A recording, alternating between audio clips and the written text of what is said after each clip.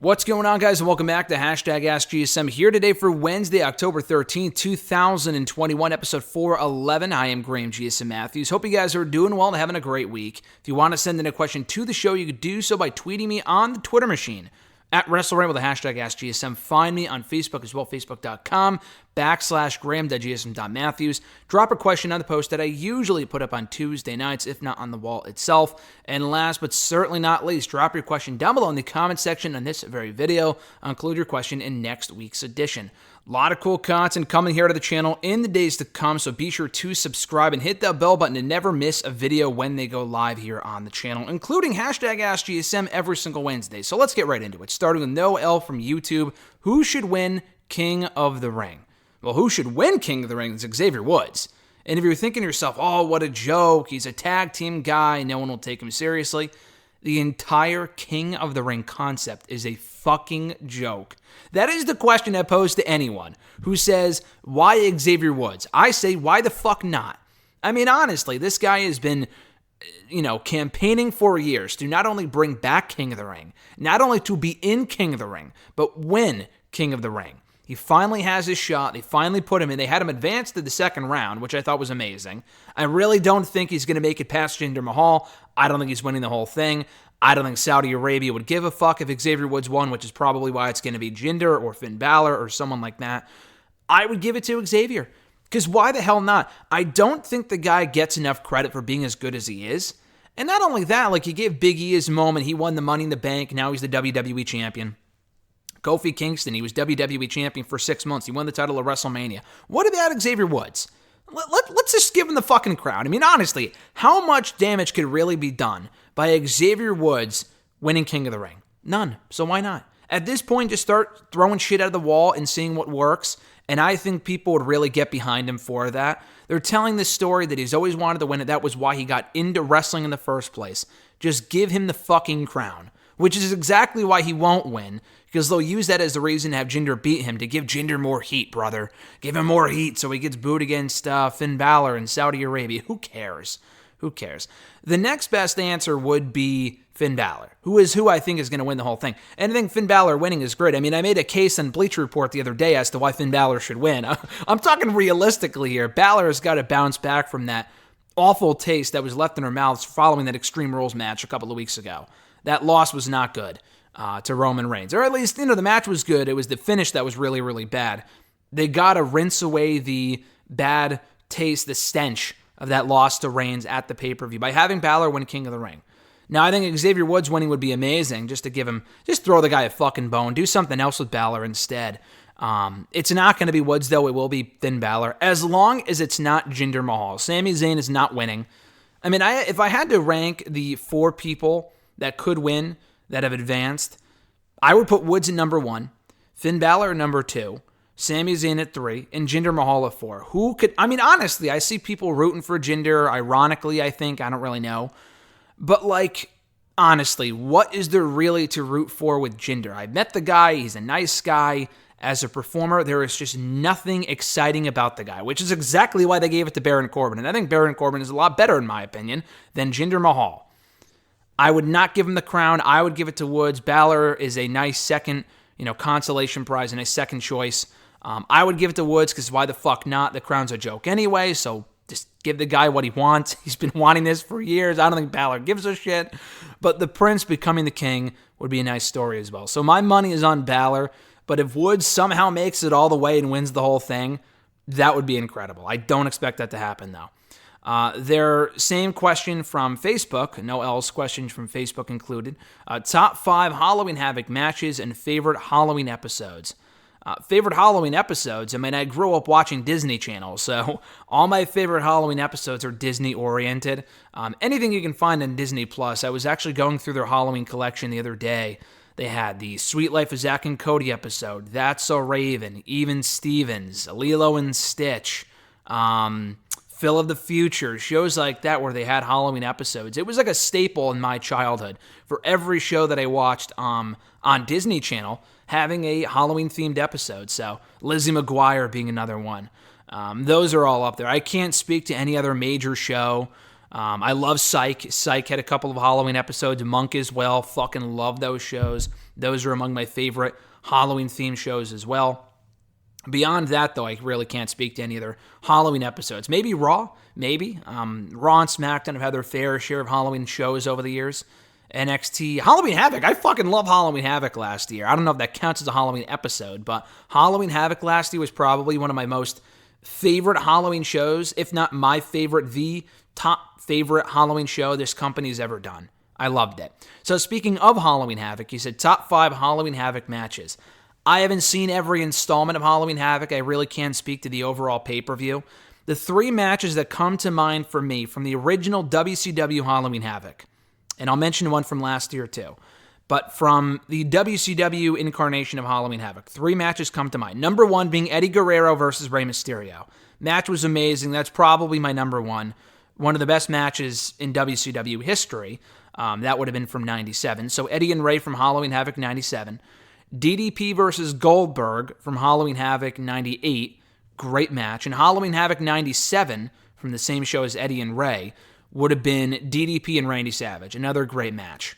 So those 3 matches I would rank up there. I've seen them. I think those matches are great. There's more. I know Hogan and Flair also took place at Halloween Havoc in 94, I believe. I don't know if I've ever seen that in full before. So, I mean, that would probably be on the list. I just don't think I've seen it. As far as like the NXT matches from last year, from what I can recall, the Io Shirai and Candice LeRae match for the NXT Women's Championship was fantastic. It was a TLS match, I believe, a tables, ladders, and scares match, I think, or a Shotzi match or whatever. Shotzi got involved because she was the host of the show. But yeah, that match was great. I really enjoyed Damian Priest and Johnny Gargano in the North American Championship. It wasn't a boneyard match, but it was like a Falls Count Anywhere match, and they brawled all around the arena or whatever. That was cool too. But yeah, Halloween Havoc has had some great matches and moments and shows over the years. I got to go back. I've had this goal in my mind for like literally 5 or 6 years now of wanting to go back, rewatch all the Halloween Havoc shows, and review them here for the channel. Maybe there's still time to do that. It's only the 13th. We got another, 2.5 weeks until Halloween. I'd have to look into that as soon as I'm done recording here. But I've always wanted to go back, rewatch all the Halloween Havoc shows, and review them for you guys here on the channel. Again, maybe I'll go back and do that at some point this month. I would have to start doing it soon if I am going to do that. I did go back and watch, I think, the inaugural installment from 88 or 89. A few years ago and reviewed that, which was cool. Beyond that, though, I got to go back and rewatch the other ones. I just don't have the time is the problem, so we'll see. Anyway, Thomas B. from Facebook, their question was, what are some ways NXT 2.0 has surpassed your expectations, like in a way you didn't expect or consider? Interesting question. I don't really know if it's exceeded my expectations. I think a lot of people, when you hear NXT 2.0, when there wasn't really anything wrong with the original format of the show. I mean, it didn't have a lot of buzz around it, but that's because of, the environment and not the booking. I think the NXT booking, there wasn't really anything I'm like, oh, this is garbage. I watch the show now, NXT 2.0, and there's a lot of things on the show that are fucking garbage. I think Von Wagner is terrible. There's other gimmicks on the show that are terrible. There's some matches that are just not good. It's not exactly booking stuff, but I still maintain that putting people on TV who are not ready for TV does not make for a great TV show. I think it's really stupid. It's like if they used to televise, I can't even say this, but it's like if they used to televise FCW back in the day on USA Network as opposed to that local station it was on, 15 years ago. But I can't even say that because at least that show had like Rollins versus Ambrose matches and people that were more ready for TV than a lot of the people we're seeing on the show right now. They have Kyle O'Reilly and Pete Dunne and Ciampa on there, but I feel like that's the minority. I feel like a lot of the people, the established stars, were either fired or called up or just aren't on the show all that much anymore, which is not good. So the show hasn't been awful. I thought last night's show was good enough. Some of the people, I will say, one part that I've really enjoyed about the show, and I still maintain that one of the biggest problems of the show is they're attempting to introduce a lot of people at once, too many people at once. But some of these people do have potential. I saw Ivy Nile last night. I thought she was really good from what I saw. The Creed brothers, I think, have a lot of upside, have some tremendous upside. Tony D'Angelo is good in the ring. I still think the character, the gimmick sucks, but, we'll see if it gets over. Seems like it is already, and I'm not really exactly a fan of it, but if it gets him over, whatever. Those guys, Toxic Attraction, are getting a ton of TV time. and I think they're great. Indy's tag team partner, I think she's legitimately close with her in real life. Peretta, or whatever her name is. She seems to be pretty decent. There were a couple of other people. Carmelo Hayes was already there before NXT 2.0, but he's, I think, awesome. I'm really happy he won the championship last night from Isaiah Swerve Scott. Him. I like Duke Hudson. I like Ike Minjiro. I like Odyssey Jones. I think all those guys have potential. I don't give a fuck about Andre Chase and people like that. I really don't give a fuck about him or Mei Ying or Von Wagner. I think he's fucking abysmal. So, the show hasn't been awful, so I guess in a way it has exceeded my expectations in that. I mean, I always had this wait-and-see approach. I always said, let's wait and see to see what it looks like. And we're seeing what it looks like now, and they're finding their footing a little bit, but they're still doing vignettes for new people every week. Like, just fucking wait to bring new people in, because we saw Dante Chen a week or two ago, and we haven't seen him on the show since.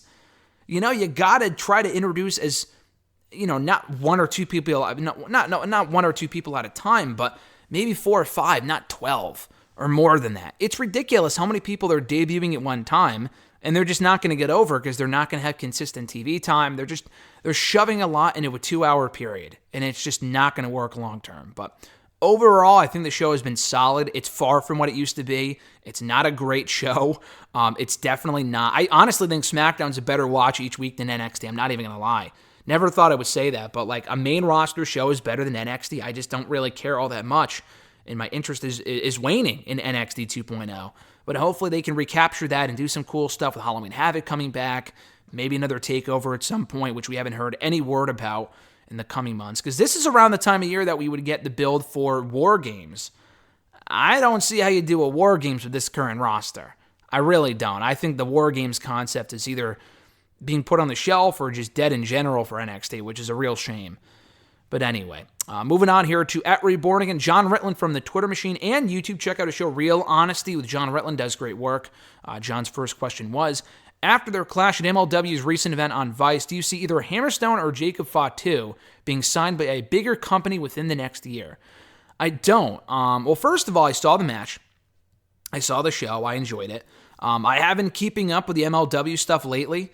I wasn't originally. MLW started up and then it went away and then it came back a few years ago under this new regime, I think of Court Bauer, former creative writer, I believe, for WWE.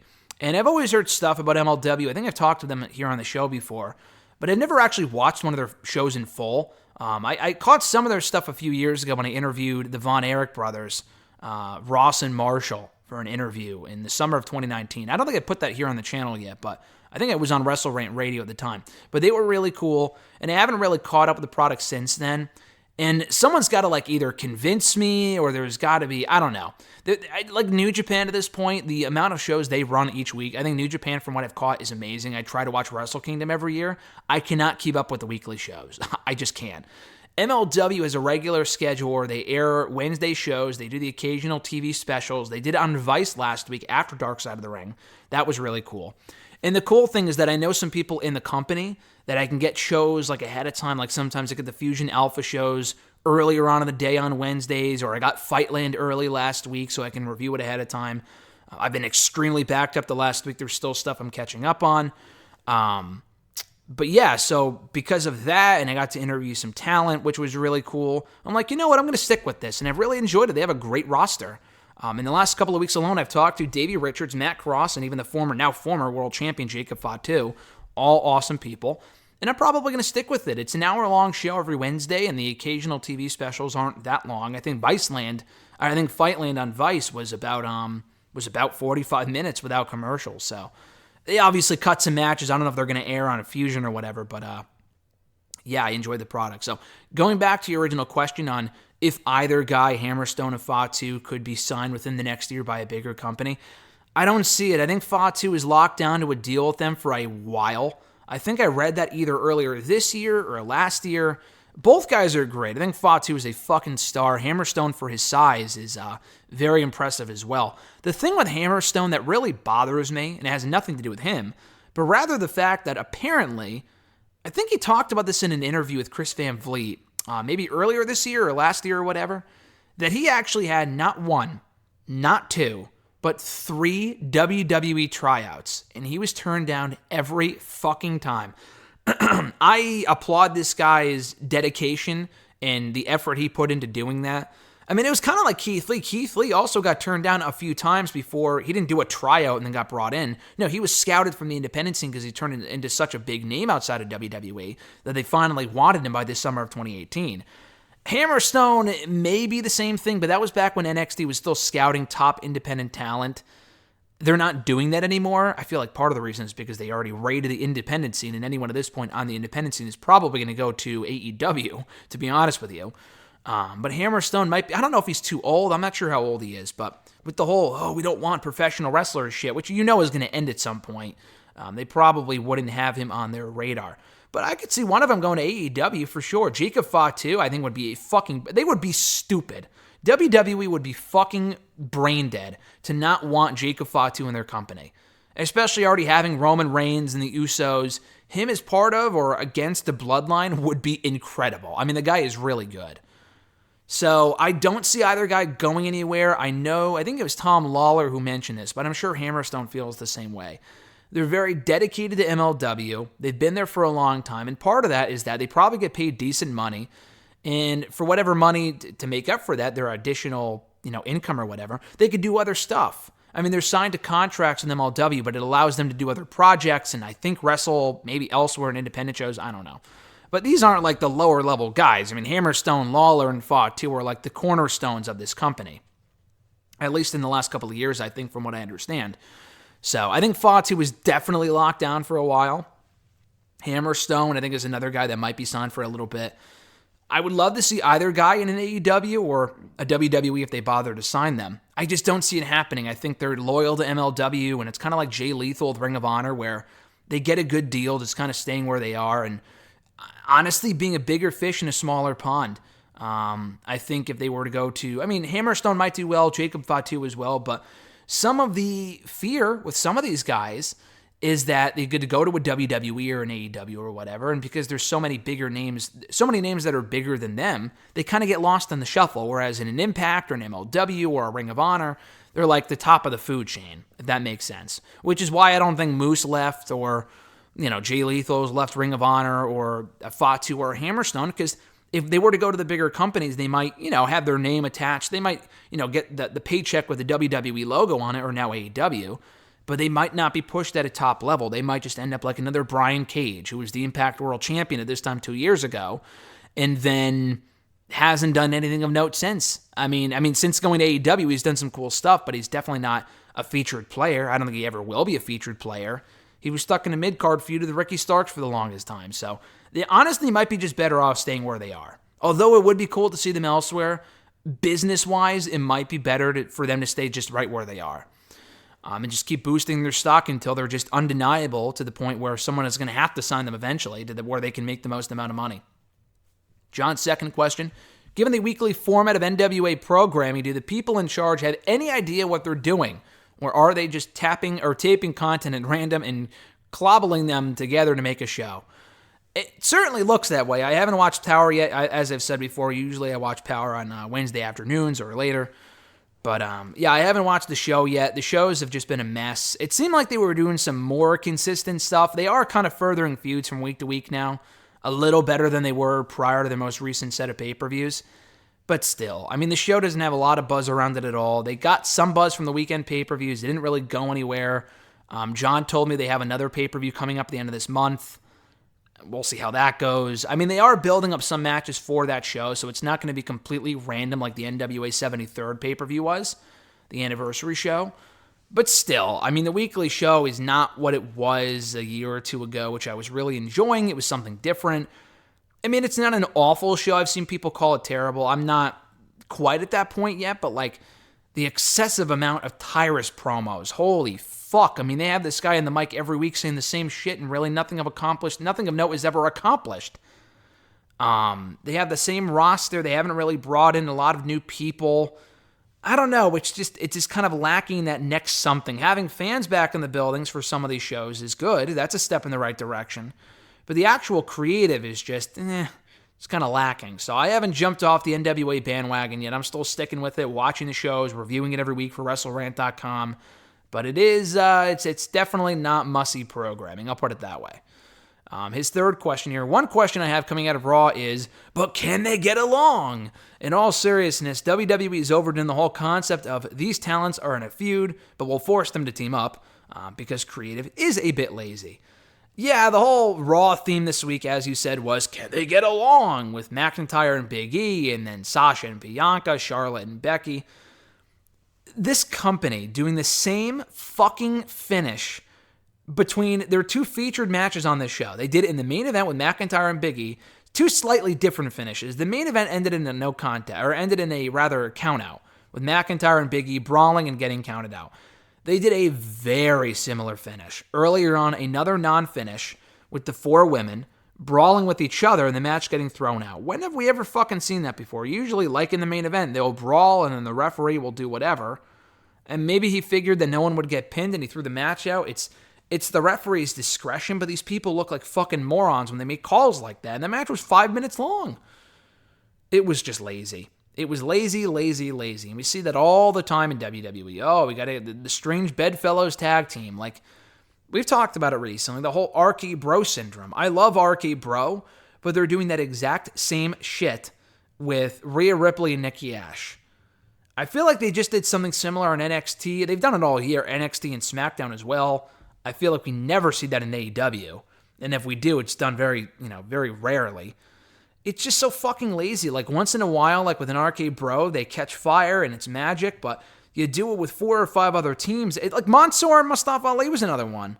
They had issues and they formed a team. Then they broke up anyway. It's like, what the fuck, man? Nia Jax and Shayna, they did it with. Eva and Doudrop had issues and broke up. It's ridiculous, man. It's so lazy, and you wonder why people just aren't invested in the product. Not everything on these shows is terrible, but like a lot of this type of stuff can be easily avoidable if you just book better storylines and do something different for a change, and at the very least, not do the same storyline on the same show twice. If you want to do it every week with different people, maybe, but like, this was just fucking laziness. It was ridiculous. At Iwagu91 from Twitter, their first question was, have you noticed that Adam Cole's final NXT appearance was a bookend to his first appearance on the brand, namely first appearing on SummerSlam weekend back in 2017 and last appearing on its weekend this past August? I did notice that. I thought it was cool. Obviously, I don't think it was intentional. It was just kind of the way the takeovers worked out, but you're right. He did arrive the day before SummerSlam at TakeOver Brooklyn 3 back in August of 2017, only to wrap up with NXT the same SummerSlam weekend 4 years later, almost to the day, literally days off. I think he debuted, I want to say, on August 20th, I think was when that takeover was. I could be wrong on that, but I'm pretty sure that's when it was. August 20th was when he debuted, and then, or around there, or something like that, around that weekend. And then he left, I want to say the 23rd was that takeover. I think the Monday was the 24th. I think the Saturday was the 22nd. So I think the Sunday when TakeOver 36 happened was TakeOver 36 on the 23rd, I think. So almost literally 4 years apart. But yeah, I don't think that was intentional. And he would have been gone by this summer had he not re-signed an extension. So it was pretty cool of him to do that. He didn't have to. He could have just left in the middle of his feud with Kyle O'Reilly. Could have beat him a Great American Bash and then just darted after that. But no, he didn't do that, which is cool. But yeah, no, I thought that was very interesting. What are your thoughts on Bryan Danielson versus Minoru Suzuki happening this week?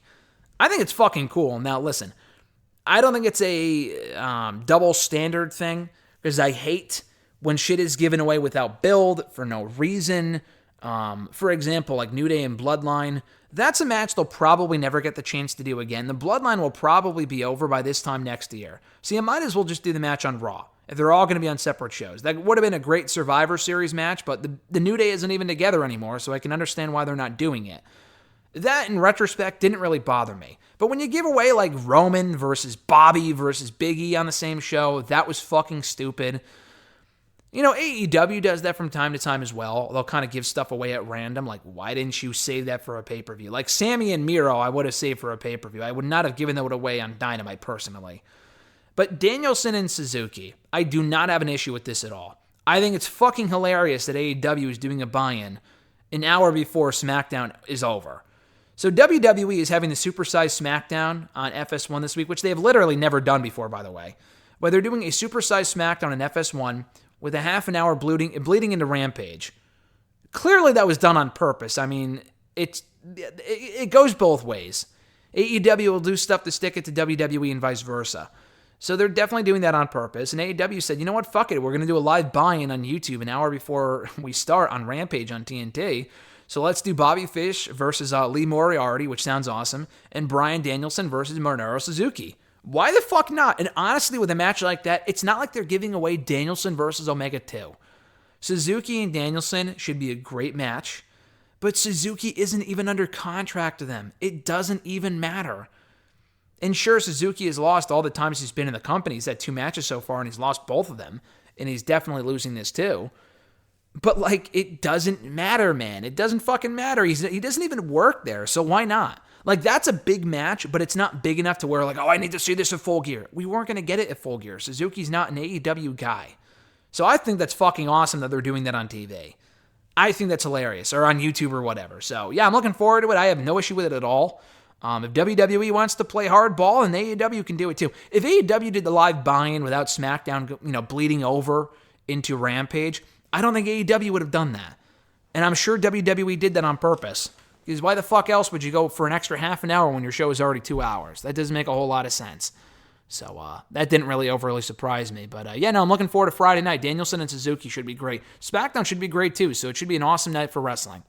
At Supersonic X 1991, their question was, after last night's disastrous women's tag team match on Raw, do you think the women's division in WWE is at a low point? In general, maybe. By recent standards, yes. Overall, in the company's history, I wouldn't say so. Compared to, as bad as the women's division is right now as far as how they book them and the time they're giving them, I would take this over what we were getting, 15 years ago or 20 years ago or 25 years ago when there was no women's division. So overall, it's probably, obviously better than that, comparatively. Compared to what we've been getting in the last 5 or 6, 7 years, absolutely we're at a low point. 100%. Because it feels like they started to regress coming out of Evolution, coming out of WrestleMania 35. The women main event at WrestleMania this year, would Sasha and Bianca have been the main event had we had a 2-night WrestleMania? Absolutely not. I'm a firm believer of that. I think it could have been. I think it probably should have been. And I think it was a great match. But if WrestleMania was not 2 nights, that absolutely would not have been the main event. I really don't believe that. And that's just the truth, because WWE, and even the build to Banks and Belair going to WrestleMania just wasn't good. It wasn't a priority to them. They didn't book it like it was anything of importance. They started booking the feud great when Sasha came back over the summer. But yeah, it was just weird how in the last couple of years, ever since Ronda left, it's not really a priority to them anymore. They're getting less time for their matches. It's all about the 4 horsewomen. It has been a steady decline for this women's division since WrestleMania 35. They headlined their first ever WrestleMania, the one and only WrestleMania, not a 2-night event. And then it's been literally all downhill from there. A year and a half ago, when they didn't have Ronda, Becky was pregnant, and Charlotte was out, what the fuck were they doing? They relied on Bayley, Banks, and Asuka. That was it. They didn't really exactly build any new stars. Bianca's a new star. Rhea Ripley is a new star to an extent.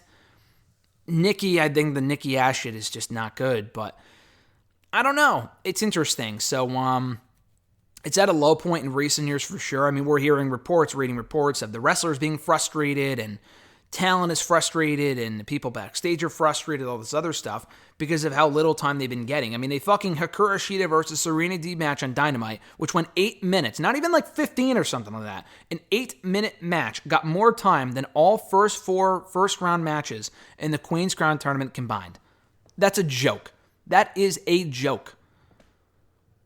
So, yeah, they got to fix some shit. They got to make it more of a priority. I talked about this in an article for Bleacher Report the other day. They have to make it more of a priority going forward for people to care about this division. On Raw, SmackDown, NXT's doing the right things. They've lost a lot of talent to the main roster and stuff like that, but they still have a great division overall.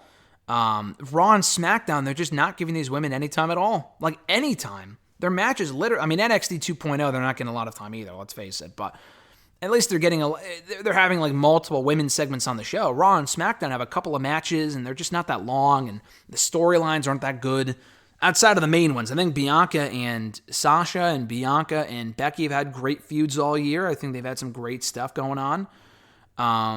But yeah, beyond that, though, there really hasn't been a lot of excitement in the women's divisions because WWE hasn't really done much to make you care about it. Like the Alexa Bliss shit I thought was terrible. The Nikki Ash stuff is not for me.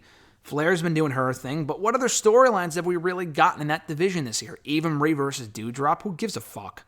You know what I mean? Bayley and Bianca had a decent feud, but that's about it, you know? So we need more beyond that. They need to go back to having more time, more storylines. It really is sad to see how far the division has fallen as far as how WWE has booked it in the last couple of years. I really wish they can get back on track because it really felt like they just started to give a fuck about their women just because Ronda Rousey came in. And they were doing great stuff with the women before that, don't get me wrong. Like, they were main eventing Raw and SmackDown. They gave them their own Rumble and Money in the Bank matches before Ronda ever showed up. But it was when Ronda showed up, it became even more of a priority. They need to do that more consistently, even without Ronda Rousey there. That is my opinion. Let's see. Their next question. Who is the individual in this year's Halloween Havoc promo? A lot of people are saying it's Elias, so maybe in the next few weeks, we might get our answer. So, I didn't know what you were talking about when you first sent this in, because I was watching NXT last night on delay, so I must have skipped over it when I was skipping through commercials. And then I saw it on Twitter. I saw a GIF on Twitter. And the GIF looked like someone burying something in a graveyard. And I'm like, oh, it's Elias, obviously. Because, you know, he was by his gravesite beforehand, whatever. It's got to be Elias. Like, coming to NXT, why do I want to see Elias back in NXT? I don't know, but it's probably Elias. Then I saw the promo on YouTube that WWE posted. I thought it was just like a graphic or something. No, it was like a 30-second vignette. After watching it, there is zero doubt in my mind that it's for Dakota Kai. I mean, literally, you see the person walking. It's not like an overly big or like masculine figure. It's someone like smaller. So I'm like, okay, it's probably a female. But then when you hear the person talk, it's not their voice, obviously.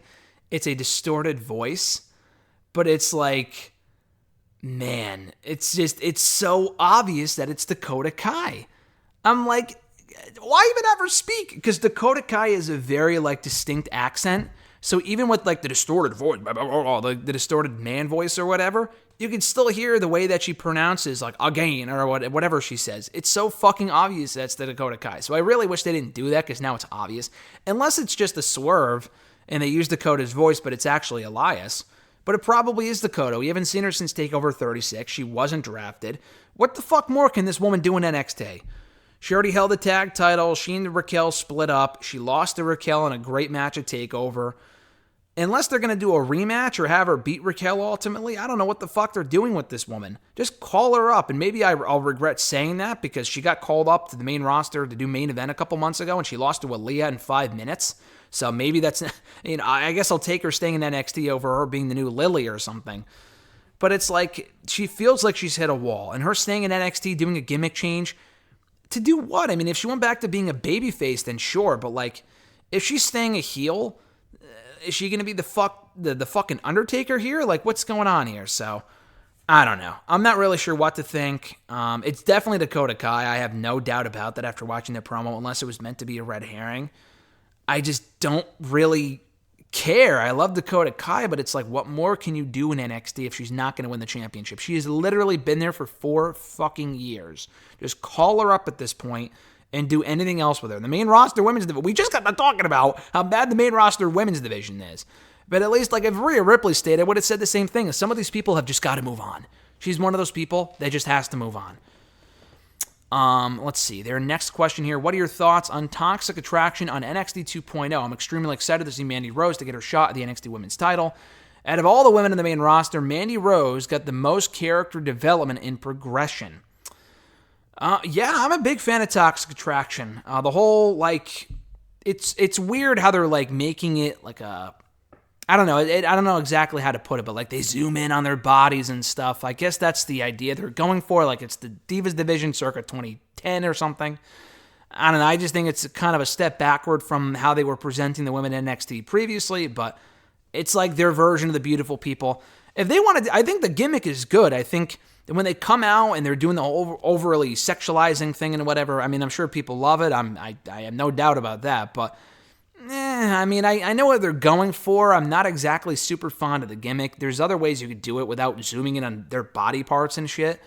Other than that, though, I think Toxic Attraction is great. I think Mandy Rose is absolutely the perfect person to be leading this group. I think Gigi Dolan and JC Jane are perfect people to have in it. Gigi Dolan is great. JC seems to be very green, but she's coming along well. They're getting a chance to speak. They're on the show every fucking week in multiple segments. So yeah, I'm enjoying Toxic Attraction, and I think there's a very good chance that she could be the one, and she probably will, be the one to beat Raquel for the NXT Women's Championship.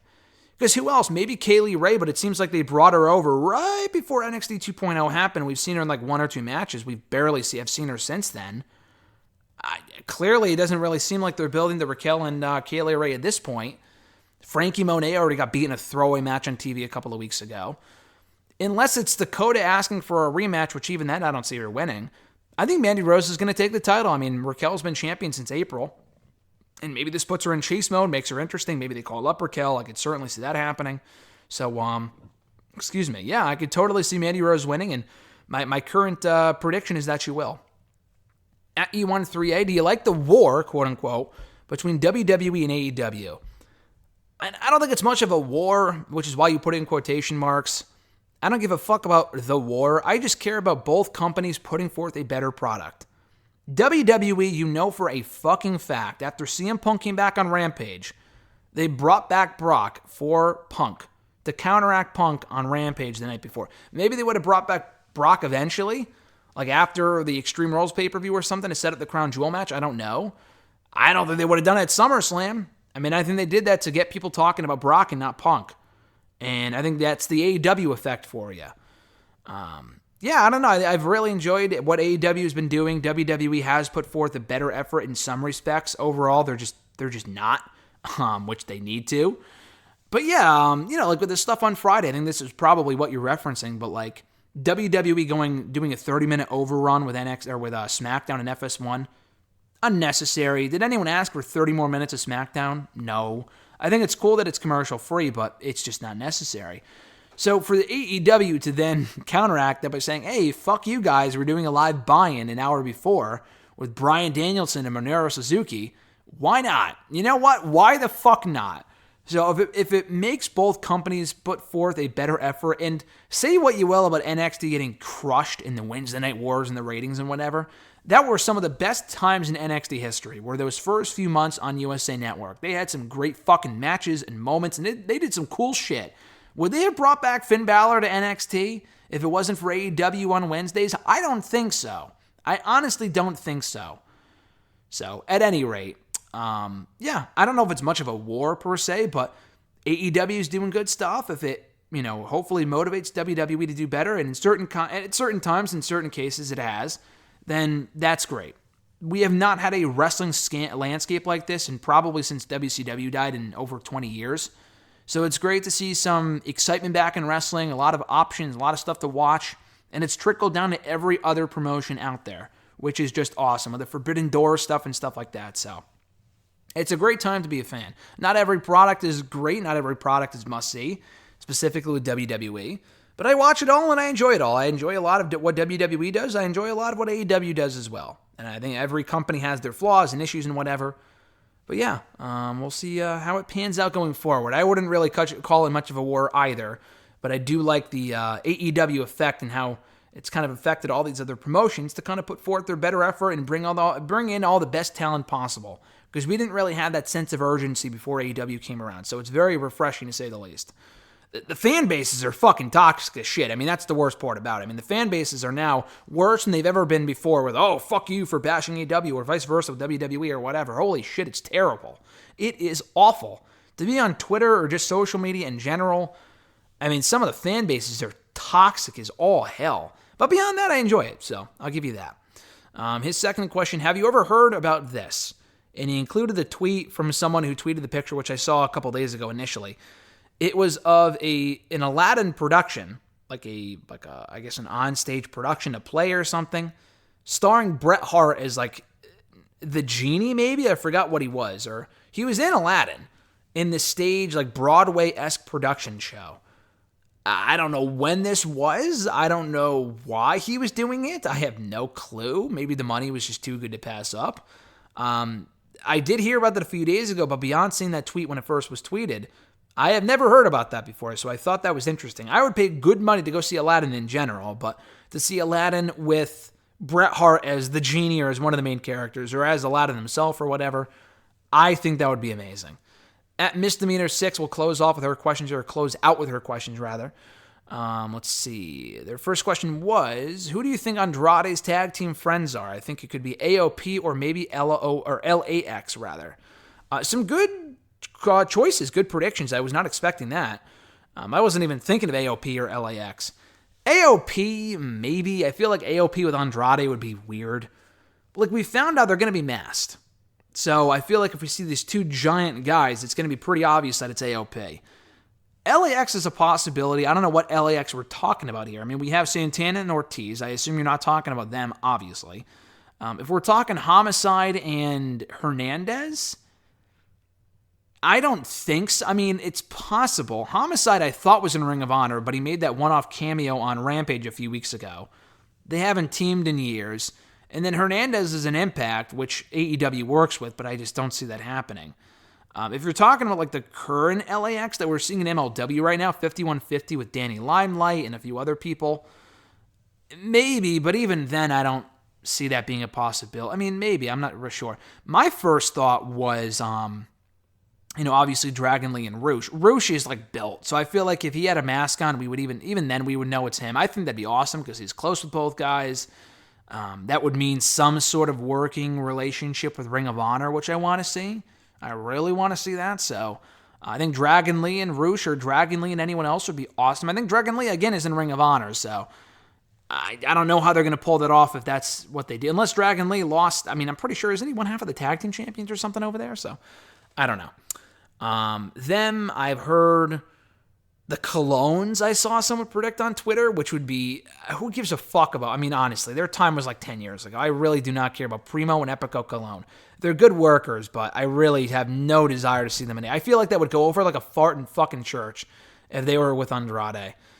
Them, somehow, if their releases just weren't reported and they're actually gone from the company, which is almost impossible this day and age, unless her name is Paul White or Big Show or whatever, Gran Metalik and Lindsay Dorado would be quite the fucking swerve. Because we heard a while ago that Dorado wanted out, requested his release. We didn't hear if he got it or not. They weren't drafted, which was interesting. And then Dorado, I don't think requested his release at last word, but he also just was not happy with his spot in the company. So I think it'd be fucking sick if they got their release, we just didn't know it, and then they showed up in AEW. That would be sexy. Not going to happen. So if I had to predict, it's probably going to be some random team from AAA that we're just not aware of. I would love to be wrong and have it be someone that we know, but I feel like they're probably going to build as something else or whatever, but I feel like it's going to be some random team from AAA that we're just not aware of, and they're going to maybe win the tag titles from the Lucha Bros on Saturday. And last question, also from Misdemeanor 6. Could Serena Deeb and Cheetahs feud be the start of actual storytelling for AEW's Women's Division? It has to happen at some point. I hope so. I really hope so. I said this in an article the other day for Bleacher, but we need more secondary feuds in that women's division in order for a TBS championship to work. I don't love the idea of a secondary title in AEW for the women when they don't really treat their main title with a lot of attention or a lot of focus. I mean, Britt Baker, or whoever the champion is, typically has a feud every month. Baker recently feuded with Red Velvet and Chris Statlander, then Ruby Soho, and whoever is probably going to face her at Full Gear. The rest of the division, though, has zero direction. Lately, and when I say lately, I mean in like the last 2 weeks, they've given them more feuds beyond the title picture. We've got Anna Jay and Ty Conti versus Penelope Ford and the Bunny. That's one feud, which already wrapped up, but that was one feud. It looks like we're getting a Jade Cargill Thunder Rosa match based off of recent events on Rampage. That's another good feud I like. And then it looks like we're also getting like you said, Serena Deeb and Cheetah feud. Or maybe not a feud, maybe just a couple of matches, who knows. But that sounds like a feud to me. That's 3 additional feuds beyond what we're getting in the title picture. That's great. They just need to do more of that is the thing. So yeah, they need more storytelling in the women's division, make it a bigger priority. They have the women. It's not a case like, oh, we don't have the roster, we only have 5 women. They have a lot of fucking women under contract, and honestly, a lot of women you don't ordinarily see. Big Swole and Diamante have been like relegated to Dynamite, or rather Dark, for like the last 8 months. Put these fucking women on the show, and it's not like they're not ready. Swole, maybe, but it's not like she's terrible. She's not the best women's wrestler they have on their show, but she's good enough to where she could be on Dynamite, which is where she was a year ago. She was on Dynamite like throughout the entire period of 2020. I know she got sick and whatever, but she's been fine to come back for months now. Diamante is good enough to be on Dynamite. Kylan King, I don't give a shit about, but there's a lot of other... Abaddon, I don't give a fuck about either. I think she's terrible. But beyond that, though, there's a lot of women on Dark. They're just not really using all that much on Dynamite. Give them stories. I feel like Tony Khan isn't a massive, massive women's wrestling fan. Neither is Vince McMahon right now, but at least they push their women at a certain level at certain points. AEW has yet to really do that. They've had their women in the main event of certain shows, and that's great. The first ever Rampage, and they main evented the Grand Slam show. They main evented, Britt and Thunder did that the St. Patrick's show earlier this year. They've gotten some main events, but it's like they don't really have a lot of women's feuds beyond what's going on in the title picture, which needs the change, and it looks like it is, so fingers crossed that continues, and we have more feuds come the creation of the AEW TBS Championship. And you don't just create we need more feuds in the women's division, just give them another title. What happened to fucking feuds that aren't for a championship? That's what we're getting now, but you shouldn't just create feuds just for the sake of a title. We should be having more women's feuds without another championship having to be created, but if they can book their women properly, book this championship properly, make me care about it, and give us feuds that we want to see, then I think it can work. And that's going to do it, guys, for episode 411 of #AskGSM here today for Wednesday, October 13th, 2021. Appreciate you guys checking the show as always. If you want to send in a question to the show, you can do so by tweeting me on the Twitter machine at WrestleRant with the #AskGSM. Find me on Facebook as well, facebook.com/Graham.GSM.Matthews. Leave a question on the post that I usually put up on Tuesday nights, if not on the wall itself. And last but certainly not least, drop your question down below in the comment section on this very video. I'll include your question in next week's edition. Like I said earlier, guys, at the start of this video, a lot of cool content coming here to the channel in the days and weeks to come. Exclusive interviews, reviews, live reaction videos. I'll be at Dynamite again. I was at Rampage recently in Chicago, but I'll be back at Dynamite in Boston at the end of the month. Looking forward to that. I'm going to more shows this month and next month. It's a very busy rest of 2021. I was at New York Comic-Con last week. I don't post any videos from that, but maybe I will. But just keep an eye out for all that other cool content coming here to the channel in the days to come by hitting that subscribe button and hitting the bell button to be notified every time a new video goes up. Have an awesome one, guys. I'm Graham GSM Matthews. Enjoy the rest of your week, and I'll catch your ass down the road.